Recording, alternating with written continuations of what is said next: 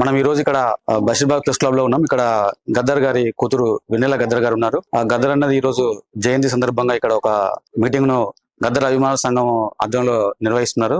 ఒకసారి అక్కతోనే మాట్లాడే ప్రయత్నం. అక్క నమస్కారం. అక్క, అంటే మీరు ఆ గద్దర్ అన్న కూతురుగా మీరు ఎట్లా ఫీల్ అవుతున్నారు? అసలు గద్దర్ అన్నని గద్దర్గానే చూస్తే బాగుంటది. ప్రజలకు ప్రపంచానికి పరిచయమైన పేరు, ప్రపంచానికి పరిచయమైన మనిషి, ప్రపంచానికి పరిచయమైన శబ్దం గద్దర్ అన్న. గద్దర్ అన్న పైన అనేక విమర్శలు వస్తున్నాయి ఈ మధ్య కాలంలో. అవార్డులకు సంబంధించి అసలు అంటే ఆ వివాదం ఏంటంటే అసలు రాజకీయాల కోసమే గద్దర్ అన్న వాడుకుంటున్నట్టు మీకు అనిపిస్తుంది? అట్లాంటిది ఏముందా? కొంతమంది తెలియక ఏదేదో మాట్లాడుతుంటారు. ఆ మాటలకన్నిటికీ ప్రజలే జవాబు చెప్తున్నారు, ప్రజలే జవాబు కూడా చెప్తారు. గద్దర్ అన్న కూతురుగా గద్దర్ అన్న ఆశయాలను మీరు ఏ మేరకు ముందు తీసుకుపోగలుగుతారు? గద్దర్ అన్న ఆశయము భారత రాజ్యాంగాన్ని రక్షించడం, గద్దర్ అన్న ఆశయము ఓట్ల విప్లవాన్ని తీసుకురావడం. సామాన్య ప్రజలు, పేద ప్రజలు, అట్టడుగుల ప్రజలు, ఎస్సీ ఎస్టీ బీసీలు అంతా ఐక్యమై నిజమైన నాయకులకు ఓటేస్తేనే మన పాలన మన భాగం ఉంటేనే, మన పాలన మనం ఉంటేనే మన కష్టాలు కన్నీళ్లు పోతాయి అన్నారు గద్దర్. సో దాంట్లో భాగంగానే నేను కూడా ముందుకు పయనం అవుతున్నాను.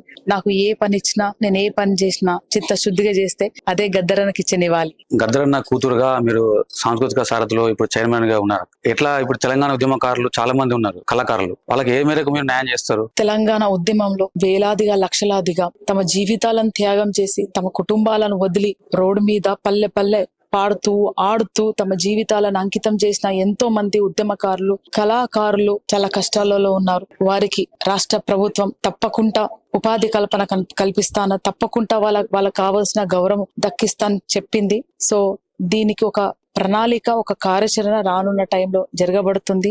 దానికి తగ్గట్టుగా తెలంగాణ సాంస్కృతిక సారథి నుంచి మేము కూడా సహకరిస్తాము. మేము కూడా నిజాయితీగా కళాకారులను ఎంచుకునే భాగంలో ఉంటాం. గత ప్రభుత్వంలో తెలంగాణ ఉద్యమ కళాకారులకు న్యాయం జరగలేదని చెప్పేసి చాలా మంది కూడా అప్పుడు ఉద్యమం కూడా చేసినారు. అంటే ఇప్పుడు కూడా దానికి సంబంధించినటువంటి కొంతమంది ఉద్యమ కళాకారులు కూడా సమస్యలు పెట్టుకుంటున్నారు. అంటే మా దృష్టికి వచ్చిన విషయం చెప్తున్నాను.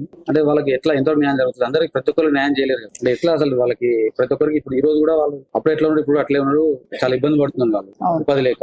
ఎట్లా దాన్ని మనం ఎట్లా ప్రాబ్లం ఫేస్ చేస్తాం? అవునన్నా, ముందు జరిగిన తప్పిదాలను ఓవర్కమ్ చేస్తూ, ముందు జరిగిన వాటిని సరిదిద్దుకుంటూ, ఇప్పుడు అన్ని తెలంగాణ ఉద్యమంలో భాగమైన మన కళాకారులు, నిరుద్యోగ కళాకారులు, నిరుద్యోగ తెలంగాణ ఉద్యమకారులు చాలా చోట్ల మీటింగ్స్ పెట్టుకుంటున్నారు, సమావేశాలు జరుగుతున్నాయి. సో వాటిలో నేను కూడా అటెండ్ అయ్యి వాళ్ళ బాధ సాధకాలు తెలుసుకొని అవి ఒక చిన్న రిపోర్ట్ లాగా ప్రిపేర్ చేసి మన ప్రభుత్వానికి విన్నవించబోతున్నాము. సో తప్పకుండా ఏ ప్రభుత్వము గద్దర్ అన్న పాటను గుర్తించిందో, గద్దర్ అన్న గౌరవం దక్కాలనుకుంటుందో, ఏ పాట అయితే గోరంటి వెంకన్నని, సుద్దాల హనుమంతన్న గారిని, గూడు అంజన్నని, సుక్క నరసన్న గారిని అట్లా ఎంతో మంది తొలి దశ తెలంగాణ ఉద్యమకారులని గుర్తించిందో, తప్పకుండా మన ఉద్యమకారులను గుర్తించుకొని వాళ్ళని చేరదీసే ప్రణాళిక భాగంలోనే కాంగ్రెస్ పార్టీ, రాష్ట్ర ప్రభుత్వం పనిచేస్తుందని చెప్తాం. నమస్కారం.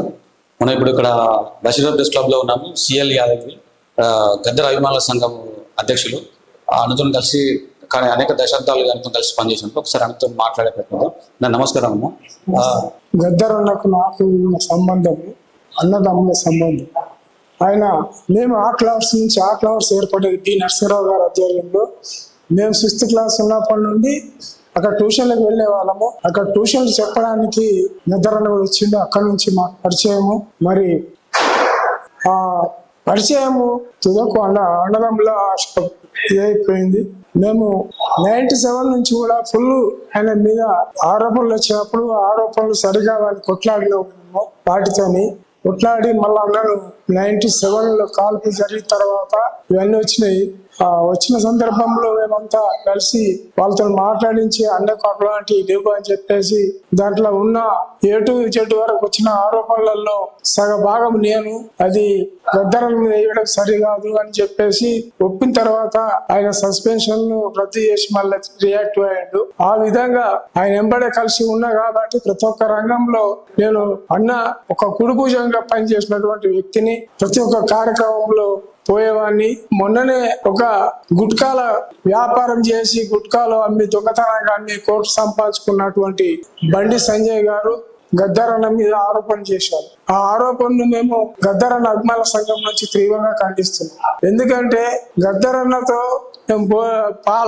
బీజేపీ పార్టీ ఆఫీస్కి పోయినప్పుడు రిసీవ్ చేసుకున్నాడు, గుండె కత్తుకున్నాడు. మరి అన్న సమస్యలు ఏమైనా ఉంటే పెట్టిండు.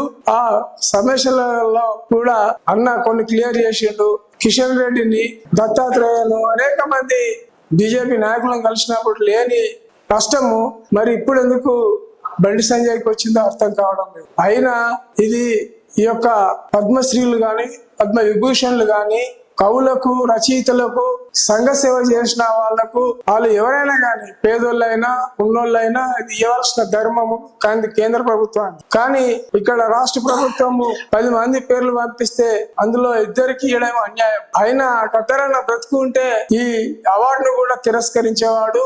మరి మేము మా సంఘంగా కోరుకునేది ఏంటంటే, ఒరే బండి సంజయ్, నువ్వు ఈ పద్మశ్రీ కాదు, ఆయనకు భారతరత్న ఇచ్చినా తక్కువనే. ఎందుకంటే ప్రపంచ ప్రజలు గుర్తించిన వ్యక్తి గద్దర్. ఆయనను ఎన్నో పత్రికలలో ఇతర దేశాలు కూడా వాళ్ళ బుక్లలో రాసుకున్నారు. లెజెండ్ అని టైటిల్ ఇచ్చారు. మరి ఆ విధంగా గద్దర్ పేరు తెచ్చుకున్నప్పుడు ఆయనను మీరు ప్రతిపాదికగా తీసుకొని ఆయన పాటలు బాగున్నాయని, తర్వాత పాటలలో మీరు మమ్మల్ని పాటలు విమర్శించారు, తర్వాత మమ్మల్ని మా పార్టీ పిల్లల్ని కాల్చి వేస్తే పాటలు పాడినంటే ఆయన ఈ దేశంలో ఉన్న ఎవడు అమెరికాని ఎదిరించాక లేదు కానీ మీరెంత అమెరికా మీద పాట రాసి అమెరికాని ఎదిరించాడు. ఏవైతే చెప్పిండో అవన్నీ నిజాలేగా పాటల ద్వారా ప్రజలకు తెలియజేసిండు. ఆ విధంగా ఇక్కడ ప్రధాన మంత్రులను గాని నాయకులను గాని ఎదిరించి పాటలు పాడిండు. భూస్వాములకు వ్యతిరేకంగా, పెట్టుబడిదారులకు వ్యతిరేకంగా ఎన్నో పాటలు పాడిండు. అలాంటి వ్యక్తిని మీరు ఇచ్చేసింది కాబట్టి మీరు తక్షణమే ఈ ఉభయ రాష్ట్రాల ప్రజలకు మరి మీరు క్షమాపణ చెప్పాలనేసి మేము డిమాండ్ చేస్తా ఉన్నాం.